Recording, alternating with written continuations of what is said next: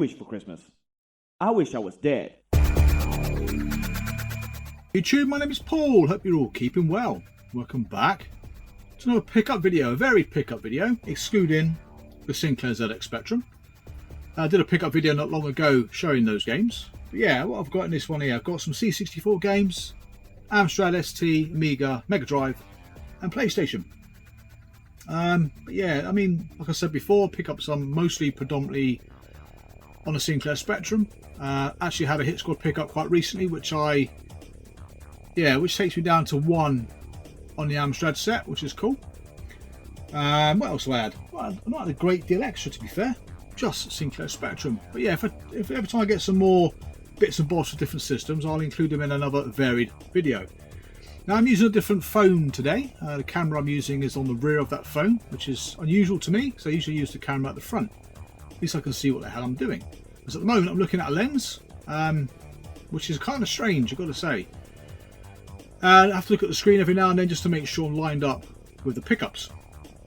So yeah, I mean, most of the games here are pretty run-of-the-mill.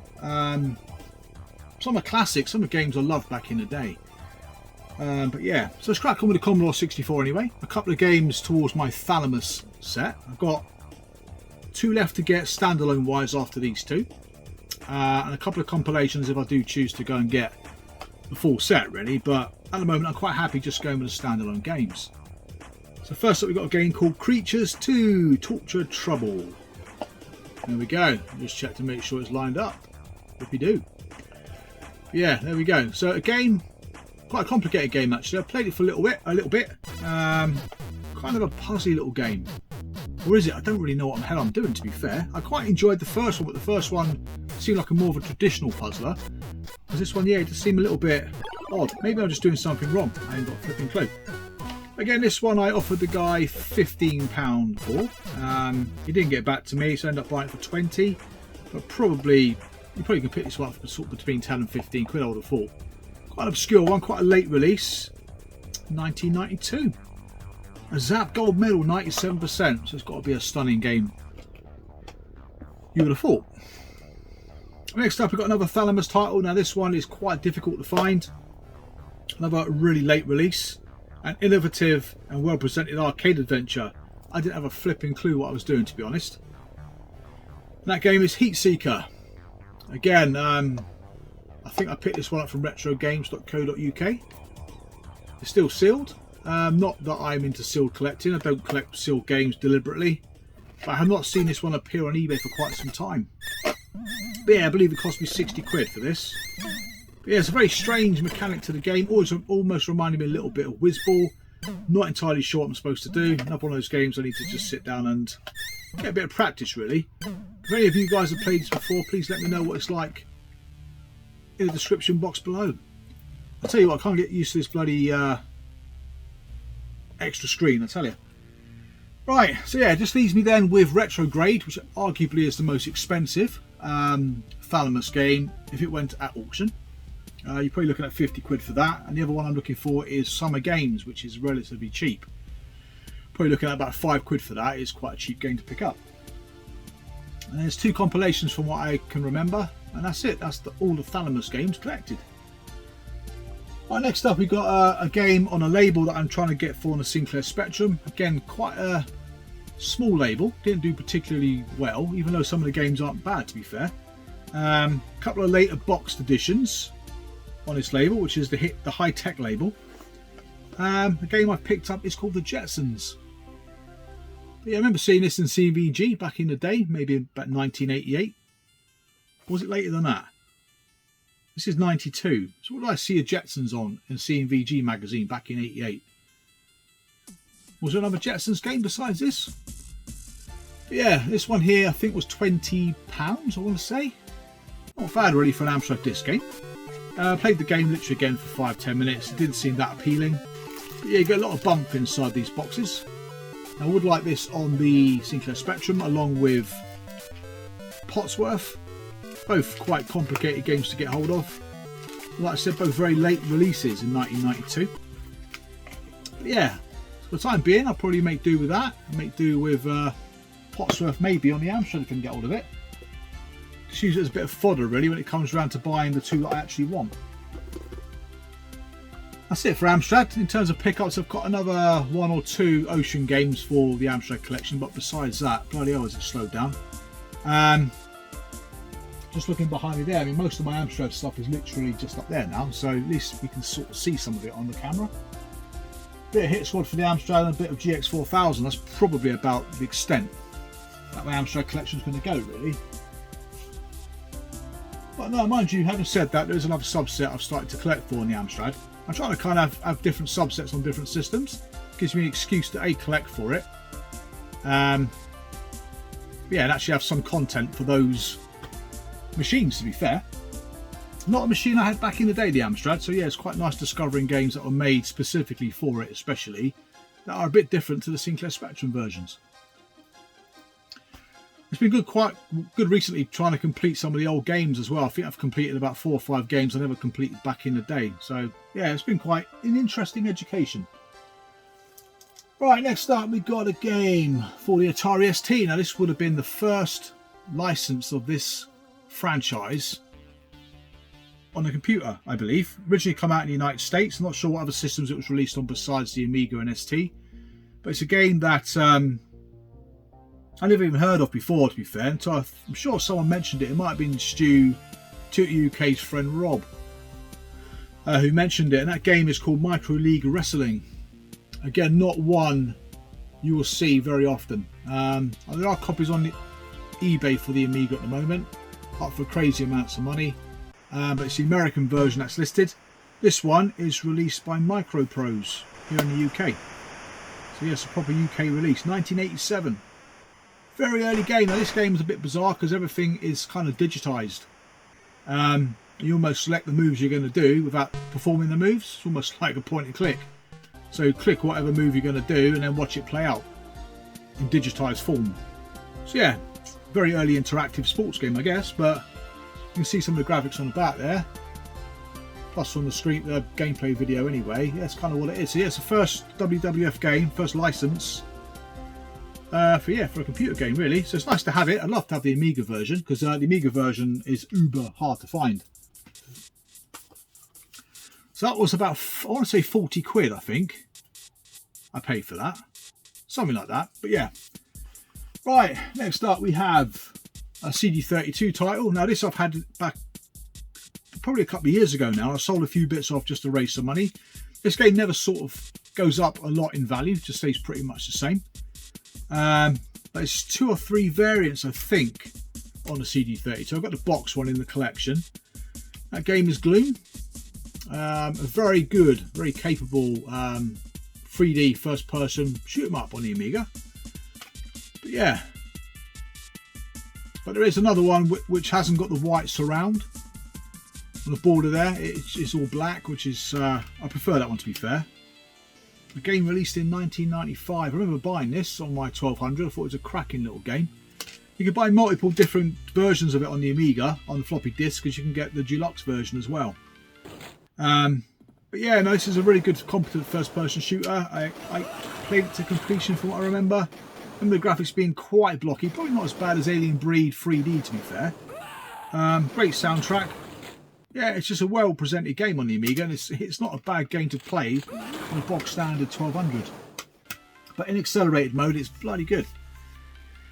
Right, a couple of floppy disks. Now, the first one is a game, probably a staple on the Amiga. I never had this before, back in the day. I always wanted to get the original release of this game, because you can get a bundled version, which is rather common. I waited for this one to come up in nice condition, and it took quite a while. That is Pinball Dreams. Don't realise how close I am to the camera. Do apologise. But yeah, it's in a green box, which is unusual because generally when you see it, it's in a pink box. I'm pretty sure that was a freebie when you bought yourself an Amiga. Yeah, as you can see. Awesome. But yeah, this isn't my favourite of the Pinball trilogy. In fact, I think there's at least 4 pinball games, isn't there, by... who are they called? 21st Century is the guys who published it. I can't remember who made it, to be fair. I forget. But anyway, I liked Pinball Fantasies. That was my favourite. I love that game. Especially the old Partyland table. Goes a bit mental, but this one I've not really spent a lot of time on. I played one of the tables for about half an hour. It seemed quite good though. It seemed good. Which one did I play? Beatbox. Yeah, it's not bad. This I think was 15 quid. It's not a bad price for that. That was an offer, I think. I'm going to buy it now. Now, we're done with the other game. So next up is another strange game. Now this game I didn't even know got an Amiga release. It plays very much like Arkanoid. It's a very strange game, to be fair, and quite difficult. And the thing is, it plays like Arkanoid, but the screen actually kind of scrolls. That game is called Jinx, a completely new angle in computer fun. There we go. So again, I can't remember what this cost me. I want to say either 10 or 20 quid. It wasn't very expensive. It's a game you very seldomly see. Now, the difference between this one and playing Arkanoid, for example, is, like I said, the screen scrolls along, but you have like an angled block. So if the ball bounces off, it's like a triangle. If it bounces off, it goes in different directions. So a bit more erratic than, say, games like Arkanoid. I found it okay, but again, like I said, battle ball games aren't my thing. But yeah, I found it okay, to be fair. It was released by Rainbow Arts in Germany. It's amazing how many games got released in Germany, to be fair, that you didn't even notice back in the day that got published or republished over here in the UK. But yeah, Jinx is one of those strange affairs. Right. Next up, we've got some Mega Drive. Now these Mega Drive games, I've got them already in PAL form. As I kind of like change from kind of PAL to some Japanese titles, because this is how my friend had them back in the day and that's how I played them. I didn't realise until playing Sonic. I remember getting Sonic back in the collection years ago, and I remember playing it. I couldn't quite work out what was wrong with the music because everything was slower. I didn't realise that the two systems had different speeds. I just thought it was a refresh rate, so I don't quite understand how the game's quicker.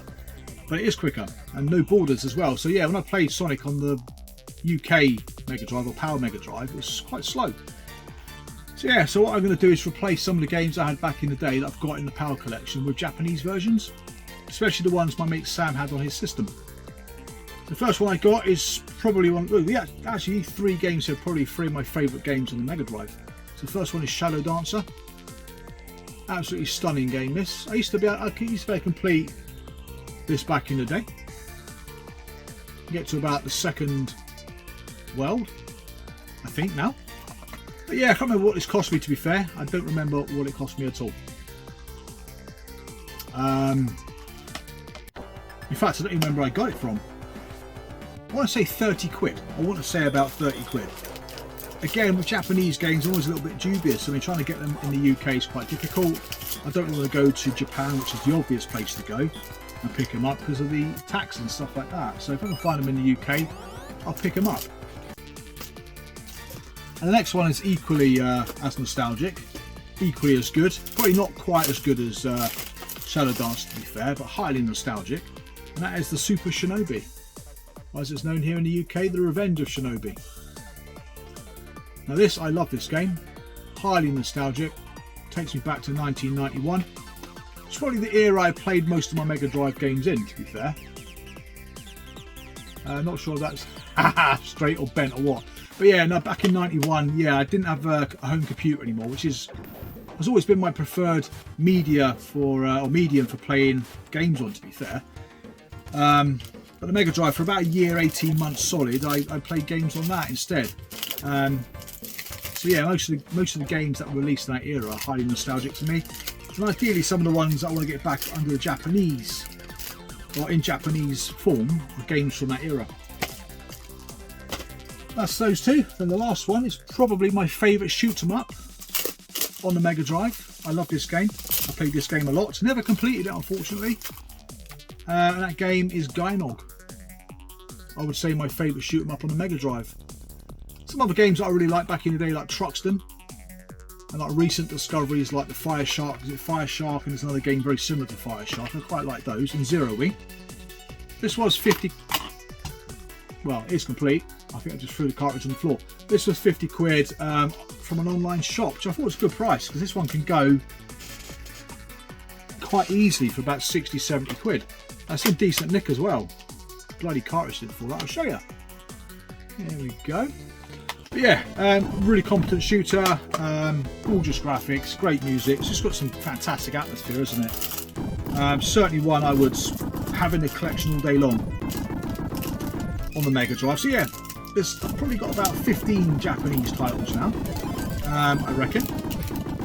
All of some of my very favourite games. I would like to expand on the collection as time goes on, but nothing too crazy. Just pick up these games as and when I see them, really, at a decent price. No pressure in this collection, which is quite nice. But yeah, next up we got a bit of PlayStation. Now, very similar to the Mega Drive, I had my PlayStation on launch, and a lot of the games that I like on the PlayStation would have been games that would have come out between 95 and the middle of 97 before I then got a PC, and then that was pretty much the end of my console days for a couple of years then. Now, one of these games would have been a game I would have bought on launch. And we're going to, I think it was Dixon's, when Dixon's used to have shops in town centres, and picking it up. Somewhere in Croydon, I think it was. Another one is a point and click adventure, a game I've been after for ages. Had it on the Saturn. Now the Saturn collection's now gone away. I've picked this up on the PlayStation. More pricier than I expected it to be on the PlayStation, but there we go. And the other one is a good old-fashioned strategy game which I had on the Amiga. Now, like I said, quite interested in picking up a load of games from that kind of 2-year period that I had the console on. First up, we've got a theme park. This place game a hell of a lot on the Amiga. A very good strategy game. The only thing with these kinds of games like this and Railroad Tycoon and stuff like that, after a little while, you've kind of seen it all, haven't you? So then it becomes a bit monotonous. It takes a little while before you get to that stage though, because there's a hell of a lot to do. Remember having to crank up the old salt on the fries so people would go and buy you drinks, and all kinds of shady things you used to do to make money in your theme park. I've got to say, it's an enjoyable game. This one was about a £5, I want to say. Very cheap and cheerful. Next up, we got a game that I've got on launch. Now, I don't remember me owning the double size case of this. I always remember it being like this. So I'm not sure why some games came out in a double case and some came out, well, they came out in both. So I'm not quite sure why. That's Wipeout. And this game was like the home version of a roller coaster ride. Brilliant. This was brilliant. I remember getting home with this and I was blown away by this. The music, the graphics. Coming from an Amiga to this, I'll tell you what. So yeah, if you guys know why there was a double case release of this as well, and what the purpose of that case was, please let me know. But I'm pretty sure when I bought it, it wasn't a double case. Again, I'm not 100% sure. But yeah, I remember buying this, Ridge Racer and Battle Arena to Shinden, taking them home. I'll tell you what, I was absolutely amazed. I think of all the games, all the years, so all the years I've been playing games, it was that period between the Amiga and the PlayStation that I saw the most significant jump in gaming. If you had a PC back then, you probably would have looked at it and just shrugged your shoulders. I wonder what all the fuss was about. But for me, playing Doom for the first time on PlayStation, playing Ridge Race or 3D kind of arcade games on the PlayStation was just amazing, really. Brilliant. Probably the last console I ever got really hyped up for was the PlayStation. After that, I didn't really care. I think because I had the PC, that's kind of how it stayed in up until the present day. When consoles launch, I don't really get overly excited about them. Right, next up, Discworld. Remember playing this on the demo disc back in the early days of owning my PlayStation. Again, blown away by the fact it had speech. Yeah, it was brilliant. Things we take for granted today, eh? Speech. It's just taken for granted, isn't it? Yeah, this game I think again was about 45 quid, something like that. The sequel's slightly cheaper, but again I've never played this. Always wanted to, along with Broken Sword. I think I played a Broken Sword game on the PC, but never the PlayStation version. But yeah, nice short and sweet pickup video. It's only what, 20 minutes. It's unusually short for me nowadays. Yeah, I don't have any other titles at the moment, especially for the Atari Slim Pickings.